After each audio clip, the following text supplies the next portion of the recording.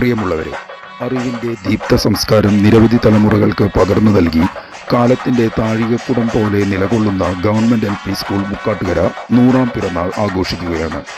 1925 പഴയ ഒല്ലൂക്കര പഞ്ചായത്തിൽ മുക്കാട്ടുകര പള്ളിക്ക് സമീപം മുക്കാട്ടുകര മിഡിൽ ഗേൾസ് സ്കൂൾ എന്ന പേരിൽ പ്രവർത്തനം ആരംഭിക്കുകയും പിന്നീട് സർക്കാർ ഏറ്റെടുത്തതിനെ തുടർന്ന് മിക്സഡ് സ്കൂൾ ആയി മാറുകയും ചെയ്ത ഈ വിദ്യാലയം 1958 ഇപ്പോഴുള്ള കെട്ടിടത്തിൽ പ്രവർത്തനം ആരംഭിച്ചത്. 1.5 കോടി രൂപ ചെലവഴിച്ച് പുതിയ കെട്ടിടത്തിൻ്റെ നിർമ്മാണം വിദ്യാലയത്തിൽ ഇപ്പോൾ ദ്രുതഗതിയിൽ പുരോഗമിച്ചുകൊണ്ടിരിക്കുന്ന വിവരം ഏവരെയും സസന്തോഷം അറിയിക്കുകയാണ്.